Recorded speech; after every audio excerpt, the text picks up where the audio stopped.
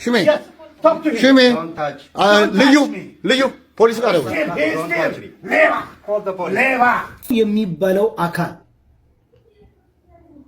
እምነት ተኮር ጥቃት የፈጸመለታ ቃል ሰለፊው መስጊድ ለመቀማማት አናቃችሁም እንዴ? መስጊድ ለልጆቹ ግን $100 እና $200 የራቀው ሰውዬ ነው። ገር ሲገባ ንገሪኝ አለችው። አገር ገብቷል አልኳት። ደወለችለት።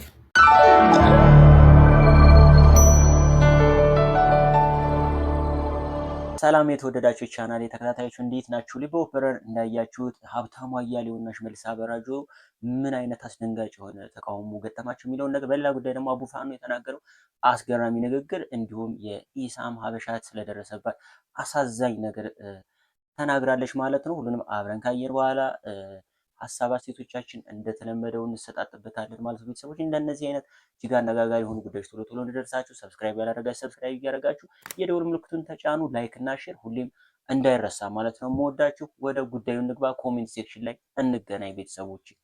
ይመቻል። ከስልክ ውጭ ምንም ይዘው መውጣት አትችልም።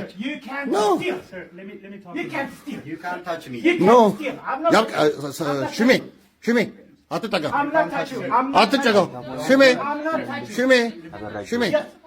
ሽሜ ልዩ ፖሊስ ጋር ደውል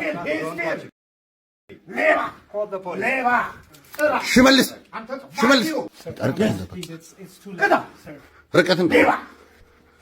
ርቀትን ጠብቅ። ያው ልዩ እየጠራሽ ነው።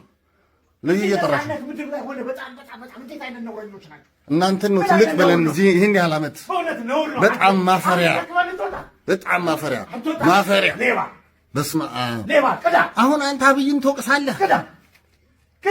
በእግዚአብሔር አንተ አሁን አፍ አለ ሞራል አለ። በምን ያንኛው ለዛንኛው እንደዛ አርጓ ራስ በራስህ እየተጠቋቆም ከራስ በራስህ ያልሆነ ስም እየሰጠህ ከመንግስት ጋር ምንም ግንኙነት የሌለውን ሰለፊ የመንግስት ተላላኪ ነው ብሎ አንዱ ጎረቤቱ እየጠቆመ እንደዚህ ሲያደርጋችሁ ነበር እያለ እየጠቆመ ነው እንጂ ዝም ብለው ሄደው አይነው ይናታል።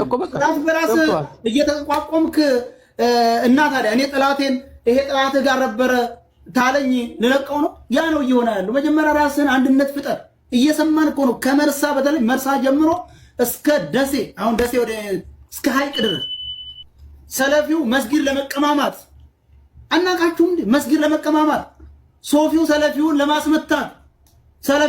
ለማስመታት ፋኖ ሲመጣ ምን ይላል? ፋኖ ሲመጣ ሶፊውን ይሄ መንግስት ተላላኪ ነበር ይለው። ያን ቦታ ፋኖ ለቆ መንግስት እንትኑን ይሄ የፋኖ ተላላኪ ነበር እያለ እየተጠቋቆም ከራስ በላይ መከነ ሰላም እንደዚህ ነው የሆነው። እውነቱን ተፈልጋችሁ እንደዚህ ይሄ ትክክል ነህና እና ታዲያ ምን ያርገፋሉ? ምን አዳምጠኛ እነዚህ ሰዎች እኮ ታጋሽ ከሆኑ ድረስ የመንደር ነገረኛ የዱርዬ ወሬ እየሰሙ ጥላትህ ጋር ነው ካለውሳ ጥላትህ ጋር ነህ ታለውሳ። ለምሳሌ እኔ እናንተ ማዶ ለማዶ ነን አይደለ? እኔ አንተ ቦታውን ተቆጣጠረ እዛ ስሄድ አንዱ እዚህ ቦታ ላይ እነከሌ አብሮ ሲዋጉ ነበር፣ አብሮ መረጃ ይሰጡ ነበር፣ አብሮ እንደዚህ ነገር ሲሉ ነበር ታለ ትለቀኛለህ? አትለቀኝም። በዚህ ማተሪ እኮ ህዝብ ያልቃል እንጂ እኮ ግን ያንተ ሰው እኔ ዘንዳ ያለው የደህንነት መዋቅርህ በዛ ጣርተህ ነው እንጂ የነገረኛ ወሬ ዘቆ ታክማ በቃ እነሱም ይገባል ማለት ነው። እምነት ተኮር ጥቃት የፈጸመለታ ቃል ለምድር ቃል ለሰማይ እኔ ነኝ የማጠፋው። እኔ ነኝ ቀድሜ የምታገለው። እኔ ነኝ ማጡን የማጠፋው ከምድር ላይ እመነኝ። ግን በጥላቻ ታይሆን ቆይ ይሄ ግሪሳው ስም ማጥፋት ሳይሆን ፋኖ የሚባለው የታጠቀ አካል በተግባር እምነት ተኮር ጥቃት የፈጸመለታ ያ እኔን አያርገኝ እሱም አያደርጉምም። አንድ የተገፋ አካል፣ አንድ ነጽነት የሚፈልግ አካል የሌላን ነጽነት ይጋፋል ብዬ አላምንም። እንደ አማራ ተበድያለሁ ብሎ የወጣ አካል በተለይ የአማራን ሙስሊም አብሮ የሚታገለው ላይ ምንም አይነት የእምነት እንትን እንደሌለው 100% ስለማውቅ እንደዚህ ማለት 100%። ይሄ ፖለቲካ ለመስራት ፋኖን በብዙ ነገር ነው ለማጥፋት የሚሞከረው። በጦርነት የሽምቅ ውጊያ አደረገ በየቦታው በጦርነት አልተቻለም። አሁን አንደኛው ያገኙት ስትራቴጂ ይሄንን እምነት ላይ ድጋፍ እንዳጣና በተለይ እዛው አማራ ክልል ያለው ሙስሊም ጋራ ራስ በራሱ እንዲገጥም የማድረግ ስትራቴጂ ተነድፏል። ሌላም ነገር። ሁለተኛ ደግሞ ወደ ህዝብ ጋር እንዳይሆን ኤርትራ ጋራ አብሯል የሚባል አጀንዳ ለምን ይሁሉ ይሄን አካል ለማጥፋት ነው። እኛ አገባ የእህቱን ልጅ ዱባይ ልክልሻለሁ በውስጥ የምትማርበት ዩኒቨርሲቲ እዛ እየከፈለ አስተማር የእህቱን ልጅ ለልጆቹ ግን $100 እና $200 የራቀው ሰውዬ ነው የላከላቸውን እንዲቀበሉ ብቻ አምነው አባታቸውን አመስግነው እንዲኖሩ በማድረግ ነው። ጥፋት ይሄ ነው። የኔ ጥፋት ሌሊትና ቀን ከነሱ ጋር ነገር አለማያዜ ነው።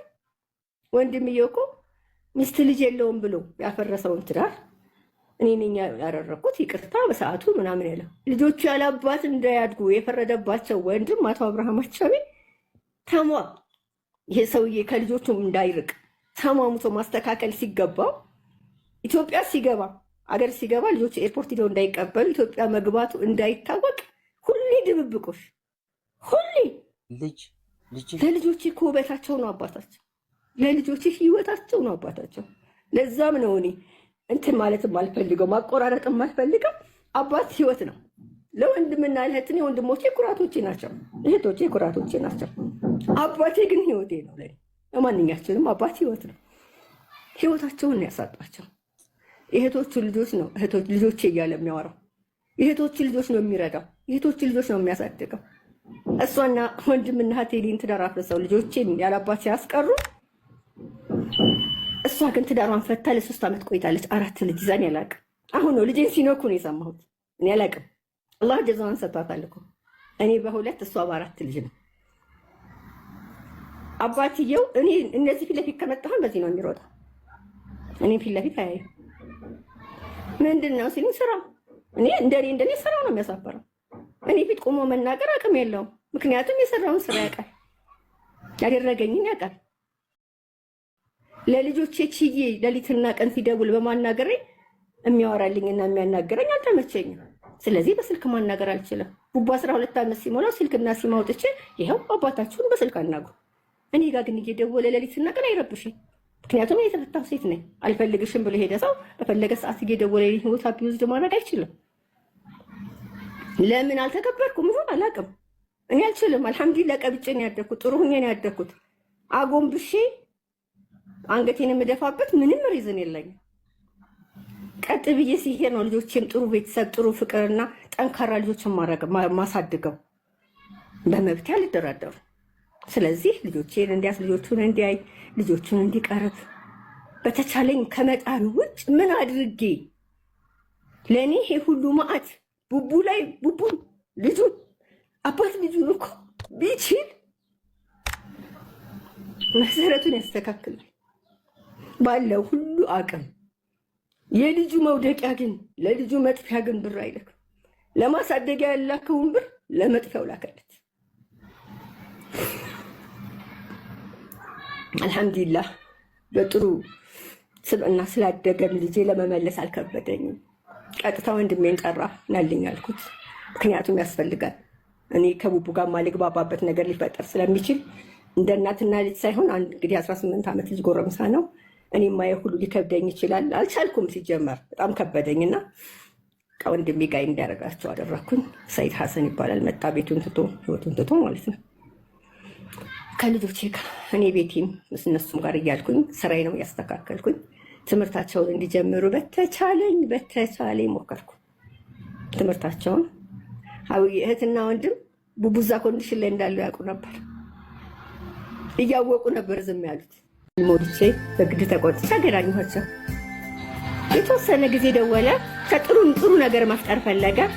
በገንዘብ ዙሪያ ማድረግ የሚገባውን እንዲያደርግ ባስ ፍርድ ቤትም ስለሚያስገድደው እኔም እንደዚህ ልፍስፍስ እናት አይደለሁም፣ አላራምደውም እርምጃ ትወስድብኛለች ብሎ ስለሚያስብ ቤትም ስላለ የተወሰነ የሚያስፈልጋቸውን ሳይሆን ጀስት ግን አለብኝ ብሩ ጠቅሞኛል አለም ሀውዬ ለልጆቹ መደረግ አለበት ብሎ እንዲያስብ ስለምፈልግ ነው ብሮ የምጠይቀው። መላ ካለበት ብዬ መላ